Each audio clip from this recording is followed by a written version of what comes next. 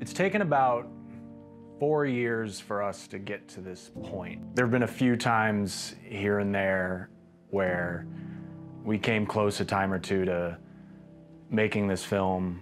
The core group of us who wanted to make the project have always kind of banded together and kept on each other's radar, so when the opportunity came, again, we'd be pretty much ready to go. And now we feel like the opportunity has come to us again to try and make this film. Ryan Road's story initially began as just some independent dramedy, but as we've kind of revisited things with the project, I wanted it to be more than just a film that we shot in the neighborhood I grew up in.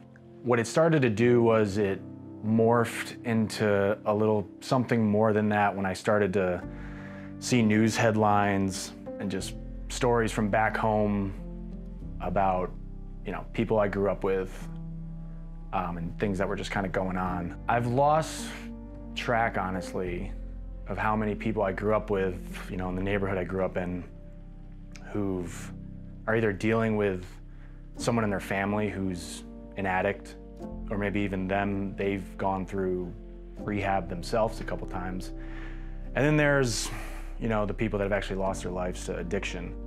When we revisited the script, we realized we had this family that's grieving over a lost child, but it wasn't really at the forefront. And we thought, why don't we kind of really make that the centerpiece of what's going on in the film and circle everything else around that?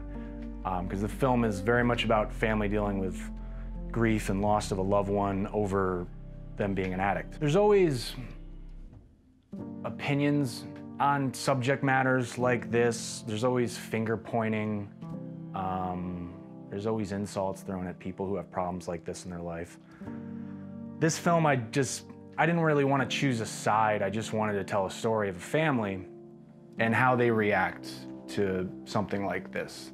And just kind of lump that all together and kind of study the chemistry and the interaction amongst the family members.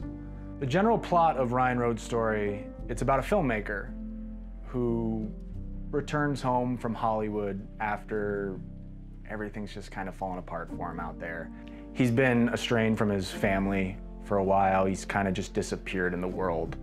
And he catches the news that his brother has passed away from an overdose. He returns home and his family's basically in shambles for many reasons, even outside of the fact that there's a lost loved one in the household.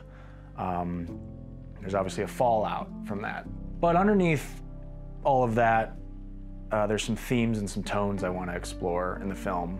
One theme being growing older and the things life takes away from you and how you sometimes can't control that. You can only control how you react to them, and hopefully that makes things better and makes things more manageable, and how it can make life at least sustainable. And I hope we get to bring this story to you.